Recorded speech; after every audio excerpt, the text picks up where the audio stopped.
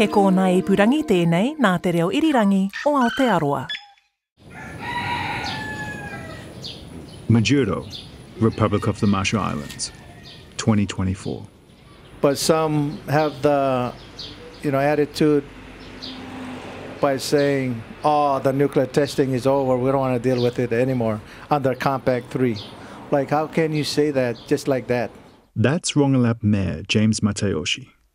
He's voicing what a lot of Rongelapese feel, that while for the US, the story of nuclear testing in the Pacific feels over, for those still alive after the evacuation, the legacy is far from finished.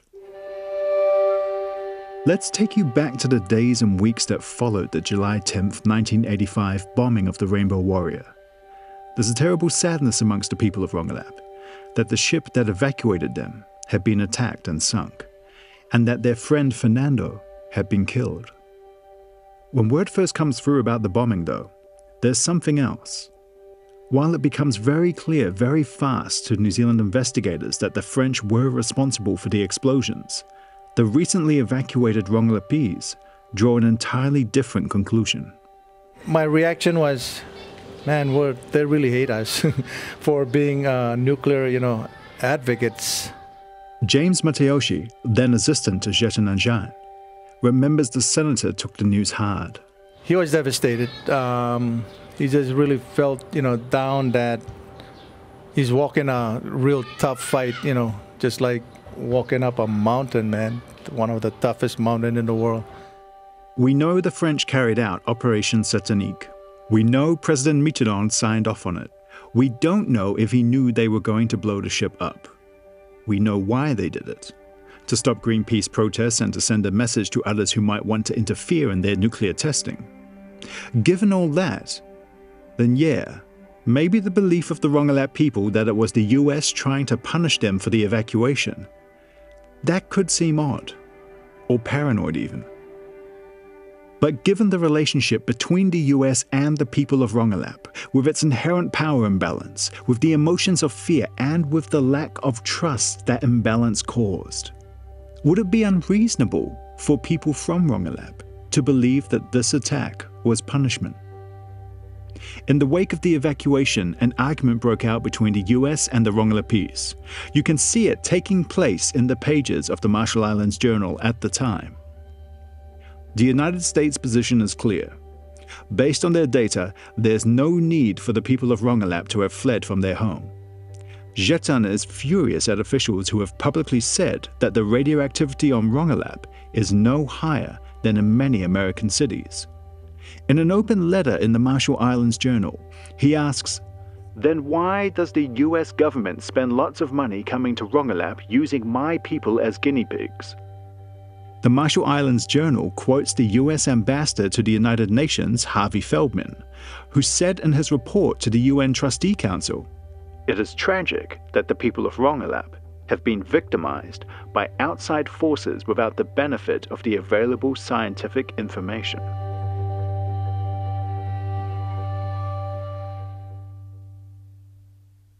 When you comb through the documents, you can see that there is scientific evidence showing that the Rongelapese could have stayed.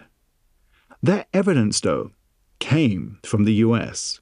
Only the Americans have consistently had the power, resources, and access to produce the numbers, the figures, the reports. We know that Jetan and others are seeing birth defects, illness, cancers. We know that they fear for their future based on what's going on around them. They don't have the economic or scientific power to match report for report, study for study. That doesn't mean they should be discounted. They are, after all, living it. They are the study. And at least in some quarters in the US, there's a concession that while the evacuation may be unnecessary, it could have been avoided altogether if the US Department of Energy had treated the Rongelapese with just a little more respect. A memo to the DOE dated 22nd July 1985 by Tommy McGraw of the Office of Nuclear Safety is damning of the way they've behaved in their relationship with the Rongelapese, calling it, quote, "a new low in the annals of radiation protection standards implementation that should serve as a warning to those who follow narrow, self-serving interests." He says that for years, US staff had provided advice that was contradictory and inconsistent. Also, he points out there was a 3-year gap where there was no effective liaison between the DOE and the Environmental Protection Agency, a gap where Brookhaven Labs were recording significant increases in whole-body exposures for the Rongelapese. McGraw's memo highlights how those increased readings and communication misfires would be fueling distrust and, frankly, maddening to the people living on Rongelap. People who simply wanted an assurance that their land was safe to live on, or, alternatively, to know that they should leave. In years where the Rongelapese have asked for clarity and truth, they've instead received little more than equivocation, buck passing, and contradictory advice. McGraw says the US gave the right to each atoll to make their own judgments, and they did. The Rongelap people followed the advice they were given, says McGraw, made the judgment not to accept the risk, and left the atoll. He finishes with this: not providing them information on their total radiation exposure condition, information that is available, amounts to a cover-up. For ABC Radio Australia and RNZ, I'm James Nokise, and this is the last voyage of the Rainbow Warrior. This is episode 6, our final episode, Legacies.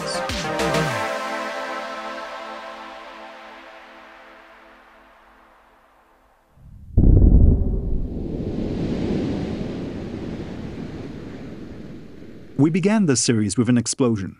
The bombing of the Rainbow Warrior on July 10, 1985, shocks the world with its shamelessness. Unfortunately, what it also does in all the absolutely justified outrage it causes is obscure, once again, the powerlessness of a people who have borne the brunt of a program of nuclear weapons testing that destroyed their way of life. But let's face it, the story of Rongelap hardly needed anything to obscure it.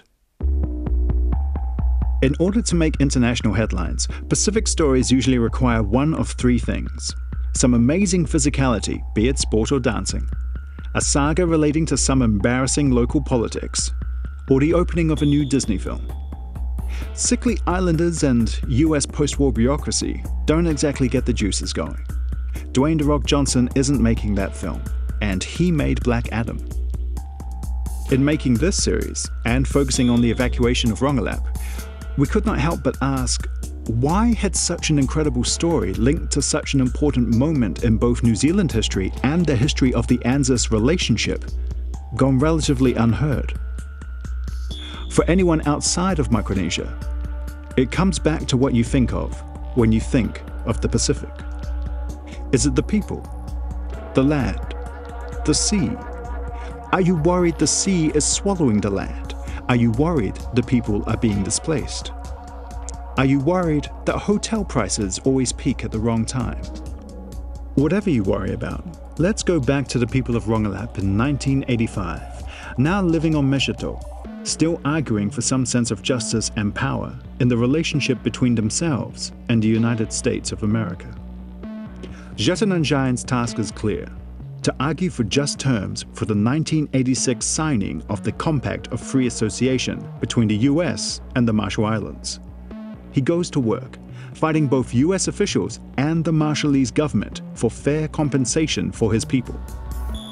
The first signing of the Compact of Free Association, or COFA, in 1986 set out new parameters for the relationship between the Marshall Islands and the US. Kathy Jitnal-Kishner, the Marshall Islands' current environmental envoy, explains. It allows a relationship between the Marshall Islands and the U.S. where we're still an independent country. We still have a seat at the UN, but we're allowed free entry into the U.S. And they also hold certain rights over our military. The U.S.'s military use of our Kwajalein Atoll, one of our biggest atolls, and it also provides compensation for the nuclear legacy as well as a part of it. It also funds most of our government and most of our country's budget. This compact will be renewed approximately every 20 years. The US gets to keep its military position in the Marshalls and has say over what other countries' armed forces can enter the region. US citizens can live in the Marshalls and vice versa. The Marshalls also get access to US Medicare, domestic postal rates, education programs, federal disaster response. They also get money, some of which is for the, quote, nuclear legacy. That 1986 compensation is a payment of $150 million to the atolls affected by the Pacific Nuclear Test Program. Some would say that amount is generous. Others might point out it came 46 years after events and was considered a one-time payment for issues that are still ongoing 33 years later. That was certainly Jetton Nanjian's ongoing argument with the US. Moving into the 1990s, it's important to understand that the people of Rongelap are going into international hearings and intergovernment meetings to debate the findings of the world's only superpower. It's not a fair fight. And Jetton Nanjian, who is the man leading his people, is feeling the toll it takes. And at some point, while being a strong advocate, he suffered cancer. When James Matayoshi was a young man, he traveled a lot with Senator Nanjian as he advocated for his people around the globe. Sometimes James carried his bags. Sometimes he helped him with his pain. And that was the hard part as well.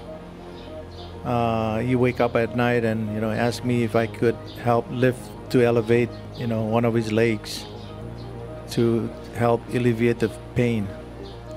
Jetton Nanjian spent his life working for the people of Rongelap, earning him international acclaim. In 1991, he was awarded the Swedish-based Right Livelihood Award, whose most famous modern recipient is probably Greta Thunberg. A year later, he won the Goldman Environmental Prize, a major international award for grassroots environmental activism. Abika Nanjian Madison, Jetton's daughter, remembers he never gave in. My father was so determined to seek justice. There was nothing that would prevent him from pursuing what he thought that it was the right thing to do. Jetton hadn't sought the prizes. They weren't important to him. What they did do was shine a light on the plight of his people, because everything was about his people. Giff Johnson, editor of the Marshall Islands Journal and Nanjian's close friend. But I think the point about this is that Jetton, by the senator, by facilitating the evacuation in 1985 on the Rainbow Warrior, set in motion a series of events that led to the U.S. Congress putting up a big chunk of money in a trust fund that the Rongelap local government has used continuing to this day to support Rongelap people in various ways, building houses and a whole bunch of other things. And I mean, that's a huge accomplishment and a legacy. That legacy was hard-won and didn't come without a price. Jetton was suffering and in pain. James Matayoshi again.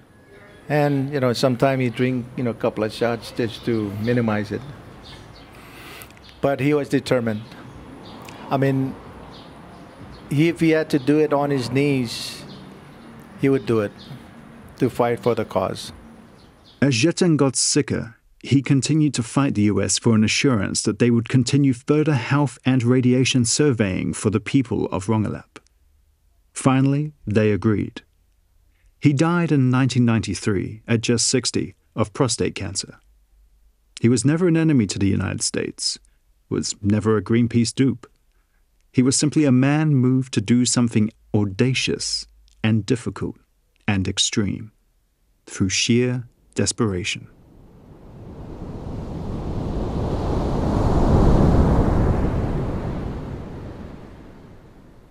When the Bravo explosion occurred, my people did not understand what was going on.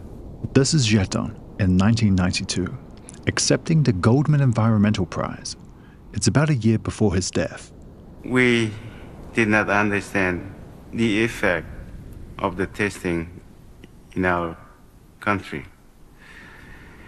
But a few years later, we became to know that certain important things were taken away from us. One, our human right was taken away. Two, our health was also taken away. Before the testing, we were very healthy people. Today we are sick. And the last, but not the least, is our land.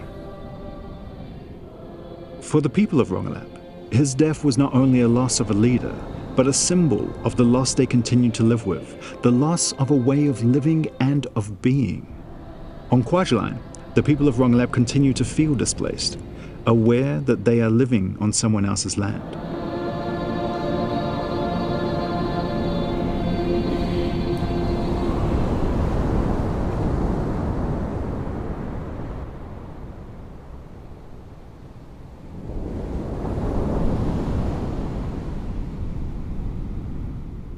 We call ourselves Remeto. We're ocean people. So there's no difference between Marshallese and ocean. We are ocean. This is Elson Kellen, former mayor of Bikini, master navigator, talking to me on the day we first met, having an oddly familiar conversation. So if they nuke the ocean, they nuke the people. Yeah. There's a famous quote, at least within the Pacific, from the late academic, activist, and poet, Dr. Teresia Teaiwa. It goes, "We sweat and cry salt water, so we know the ocean is really in our blood." You can take away me from the ocean, but you cannot take the ocean away from me.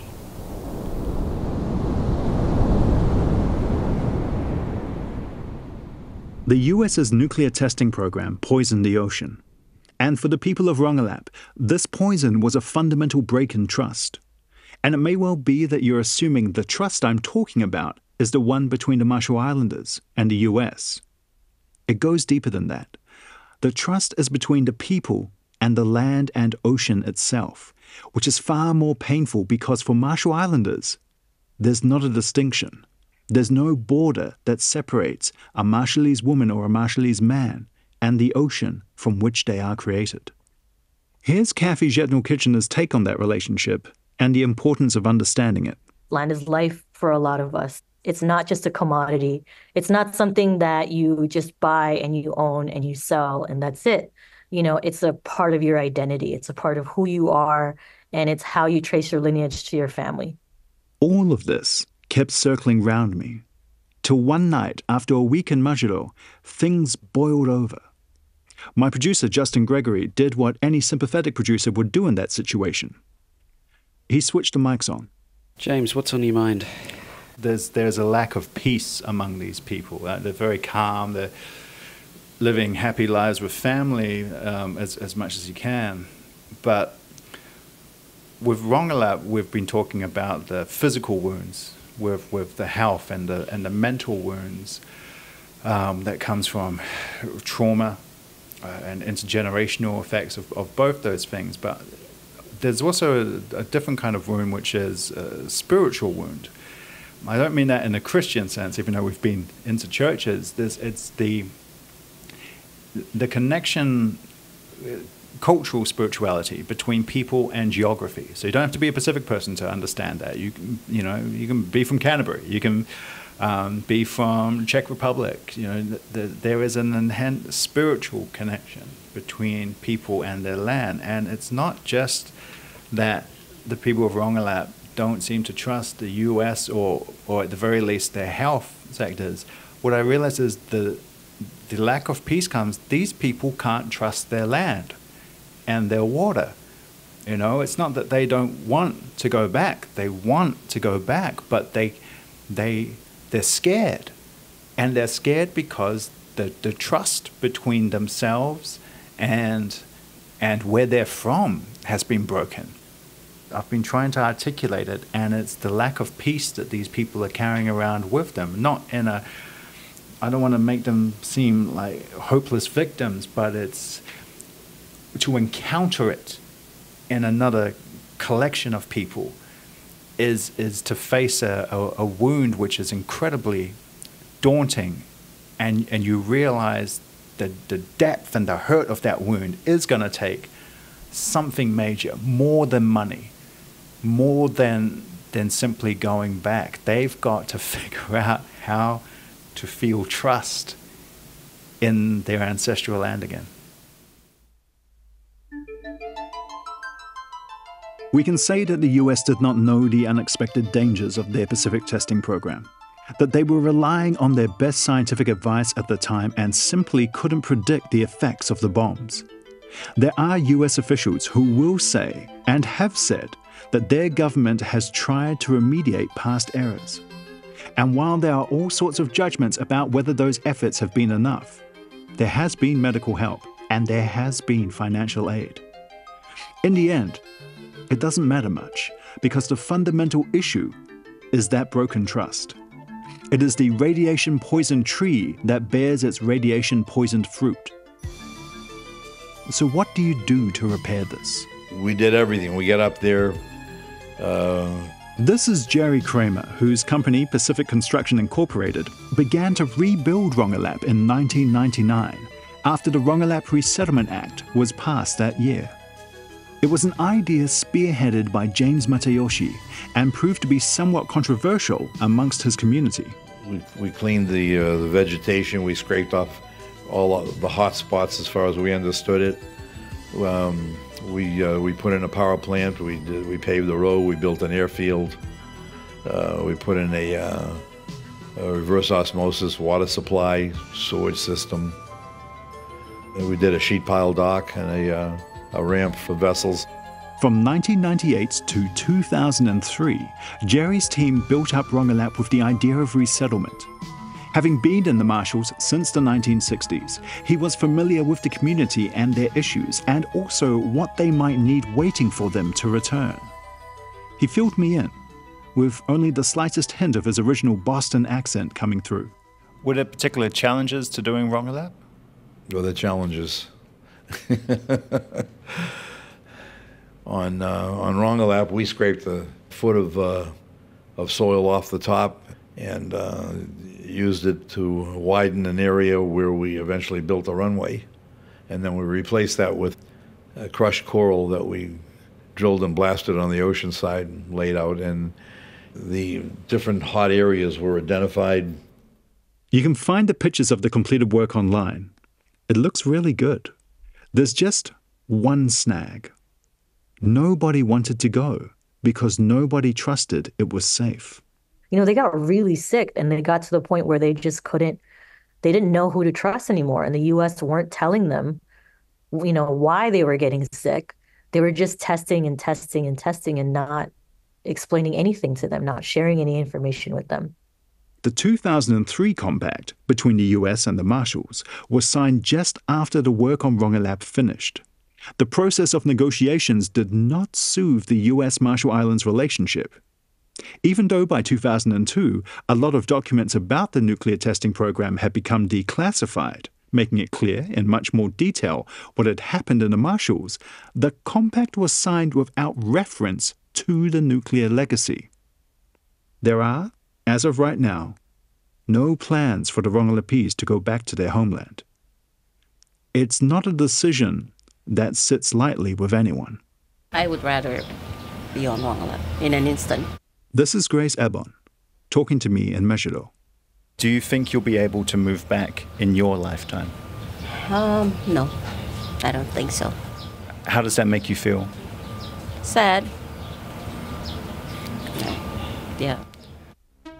While producing this series, we spent a lot of time trying to talk to US officials who could help us understand the reasoning behind America's decision to use the Marshall Islands as a testing ground for its nuclear weapons, and to talk to us about the current relationship. We weren't after anything controversial, not searching for some gotcha moment. We just wanted someone to be able to explain to us their government's point of view. Hopefully, in handy sound bites we could pass on to listeners. We never really got that. We approached the US embassies in Wellington and consulate in Sydney. Discussions were had and interview requests were sent to the State Department in Washington, D.C. on our behalf. But the interviews were declined. So we sent a list of 8 written questions in which we asked simple things like, did the US take sufficient care of the atoll safety in 1954? Did they see the exposure of atolls to Bravo fallout as intentional, careless, or something else? Was it safe for the Rongelapese to return in 1957? Why did they oppose the evacuation in 1985, and do they still oppose it? Were the 1986 compact negotiations fair and transparent, considering how many documents were withheld? Finally, we asked about Jetan's brother, Jonathan, being told by a US serviceman that his life was, quote, smaller than a fingernail, and if that represented American attitudes involved with the Rongelapese at the time. But the State Department also declined to answer those. They did send a document from the late 80s titled Report Evaluating the Request of the Government of the Republic of the Marshall Islands presented to the Congress of the United States. Catchy. Of course, the producers on this podcast read that and several other US government reports, academic papers, dozens of newspaper and magazine articles dating back to the 1950s, all trying to walk a mile in the shoes of those American scientists and politicians. Without comment or contextualization from the US, it felt at times like we were swimming in those shoes, in murky water, with our hands behind our backs. And then, quite late in the process, and much to our surprise, a response popped into our inbox from Tom Udall, US Ambassador to New Zealand. I won't read all of it to you, but in it, Ambassador Udall says, the United States acknowledges the many sacrifices of the people of the Marshall Islands. As United States Ambassador to Aotearoa, New Zealand, I am committed to advancing President Biden's vision to strengthen disarmament and non-proliferation. Maintaining the international norm against nuclear explosive testing remains in the interest of all states. We must continue efforts to advance multilateral disarmament measures and seek the peace and security of a world without nuclear weapons. We have a shared responsibility to make the world a safer place. It's not the answer we wanted. It didn't answer any of the questions we asked. Acknowledging the sacrifice of the people of the Marshall Islands strikes a weird note for a start, because sacrifice doesn't feel the same as suffering. When you make a sacrifice, you make it. You decide. The people of Rongelap were never given a choice.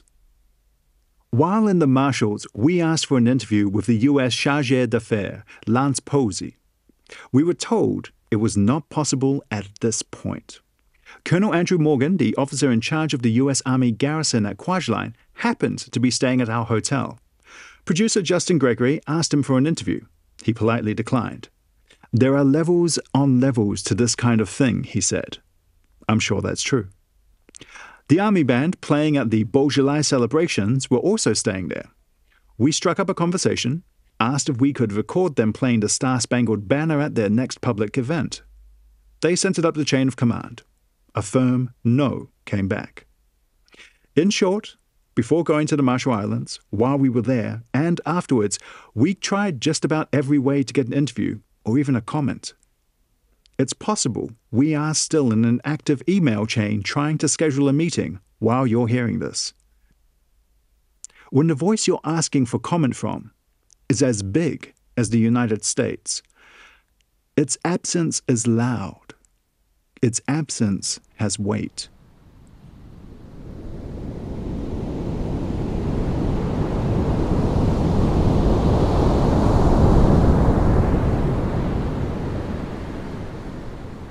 The current compact between the Marshalls and the US, Comp 3, signed fresh and new in 2024, is for 20 years.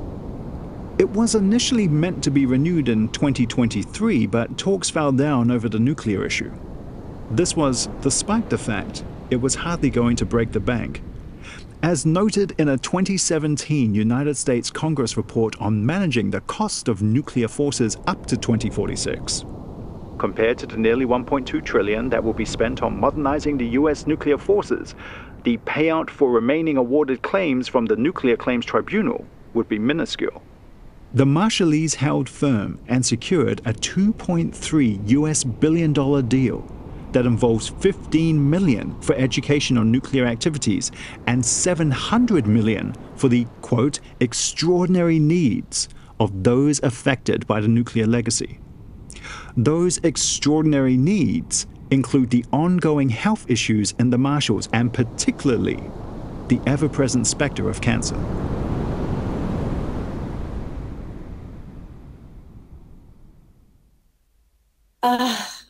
I think if you kind of grow up in the community, like the Rongelap community, and constantly hear stories of health issues and whatnot, you kind of become really conscious of it. You remember Eve Burns, local reporter and Rongelapese.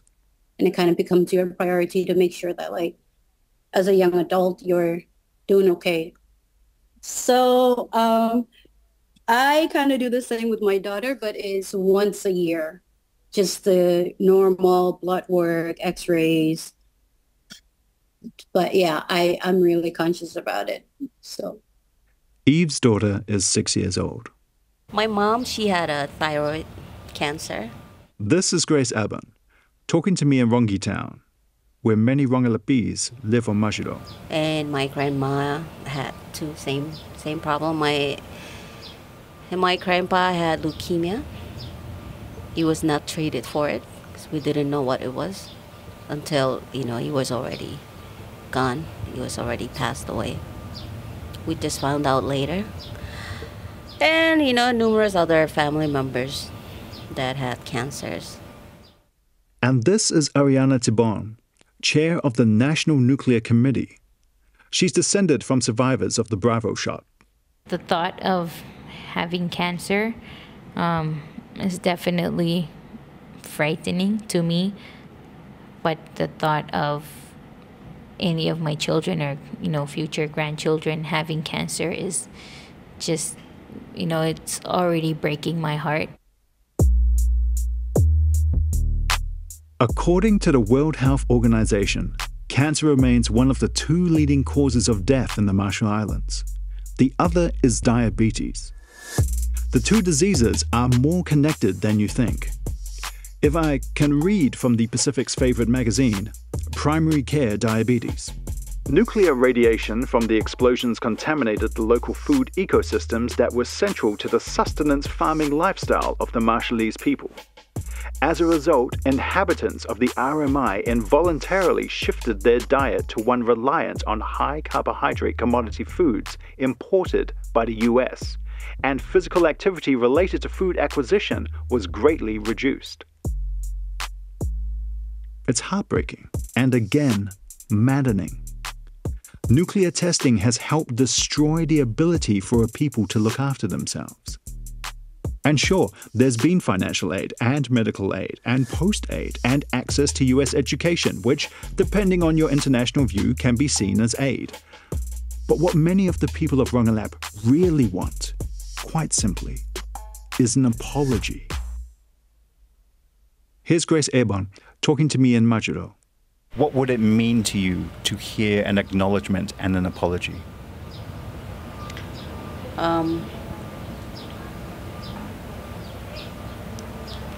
I think it will build a sense of relief knowing that they acknowledge that, they made a mistake.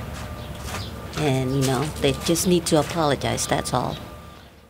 Grace echoes a sentiment that has come through from each of the Rongelapese people we've talked to, from survivors of the Bravo shot to people like Abika Anjine Madison, Dr. Ojetan, former senator for Rongelap. Would an apology help? Yes, it would. It would. But when will it come? Kenneth Keddy, former Speaker of the House for the Marshallese government and Rongelapese, elaborates. Dealing with the biggest country in the world that will never admit that they made a mistake because they don't apologize. They haven't apologized. They're here to apologize. Of course, you will get roadblocks. You hit obstacles almost every time you try to resolve the issue.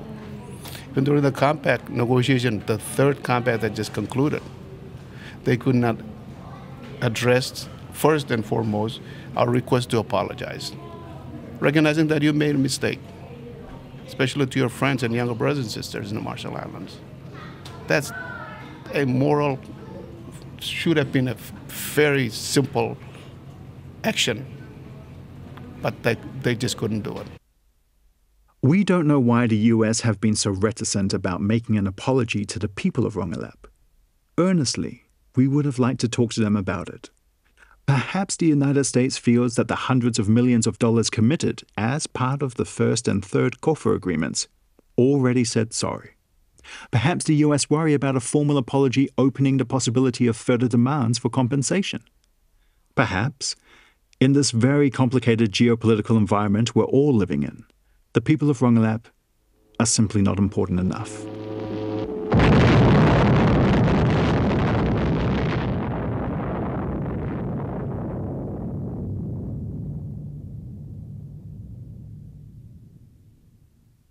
Yes, part of the lasting nuclear legacy for the Rongelapese is trauma. But there's a lot of resilience there too, a hell of a lot. You can see and hear it as recently as the Republic of the Marshall Islands performance for the opening ceremony of the 2024 Festival of Pacific Arts in Hawaii. They dropped 67 nuclear weapons. They destroyed our way of life. They relocated our people. And yet, we still have our culture. We still have our language. We're still here. We are still here. The cheering you can hear? It's not from Marshall Islanders. It's from the rest of the Pacific. Because as we've said before, many islands, one ocean. That resilience brings out, I think, an incredible, and you might say unexpected, given what's happened, source of energy. Humor. The late Epeli Hau'ofa, one of the Pacific's greatest academics and writers, said, "This capacity for laughter, for grabbing moments of joy in the midst of suffering is one of the most attractive things about our islands." I keep coming back to the interview we did with Ella Edmond, with Rongelapese reporter Eve Burns translating for us, and this particular exchange. After a few years, they returned us back to Rongelap.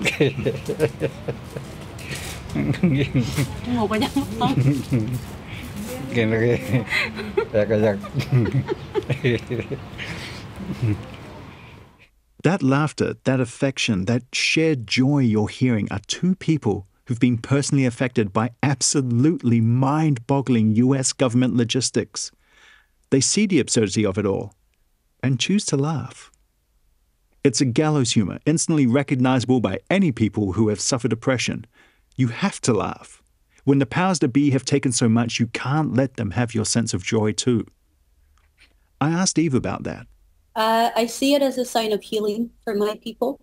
For me to be able to joke around with someone like that and just have a light conversation over something so heavy, it's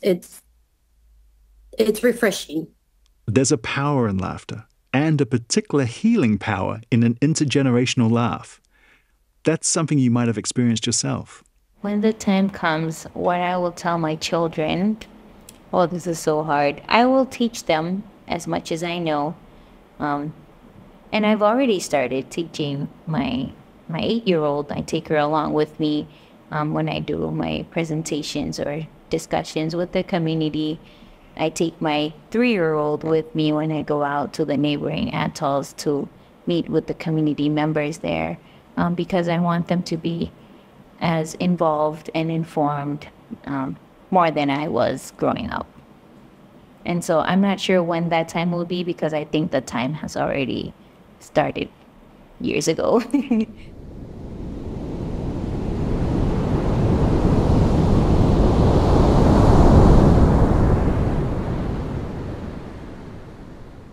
The survivors of the Day of Two Suns and their descendants continue to live. They are a small community of Pacific Islanders who are part of a larger global community of survivors of nuclear fallout. Of that larger community, they are the most unknown, the hardest to find, the hardest to see. But if you choose to, you can see them. You can see their determination that the price they've paid for the cost of US nuclear testing not be forgotten. Prior to the establishment of the National Nuclear Commission, a majority of our population were not fully informed. I'd say we're still not fully informed about the impacts of nuclear weapons testing, but for example, we did not study this history in school. It was not mandatory to learn about the nuclear weapons testing program or the long-lasting effects of it, such as how it has impacted our health and our environment. I just feel like if the Marshallese were silent about this issue, it would be easier for the big countries to engage in like nuclear warfare.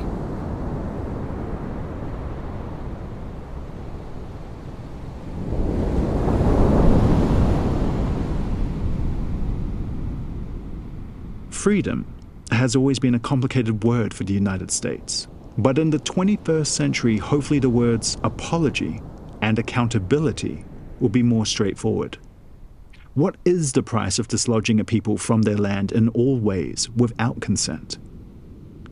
The Rongelapese, those still alive from the Day of Two Suns, March 1st, 70 years ago, and their remaining descendants are still hoping to find that answer.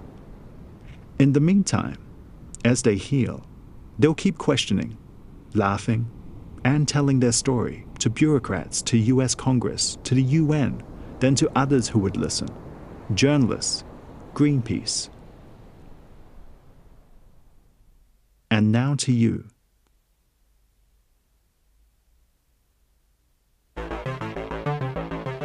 The Last Voyage of the Rainbow Warrior was written, produced, and presented by me, James Nokise.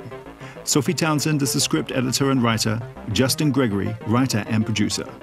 The Last Voyage is a co-production between ABC Radio Australia and RNZ.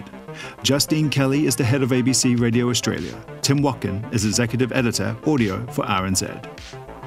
Faleangafulu Inga Stunza is the content director for ABC Radio Australia. Viana Juratich-Gregg is the production coordinator for RNZ. Alison Barkley for the ABC. RNZ's Rangi Powick engineered the series. Designed by Dexter Edwards. Website by Hing Yi Kong for RNZ. Huge thanks to Eve Burns, Hilary Hosea, Gift Johnson from the Marshall Islands Journal. Our respect and love to all the people we met in the Marshall Islands. Listen and follow at Apple Podcasts, Spotify, and on the ABC and RNZ websites, or wherever you get your podcasts.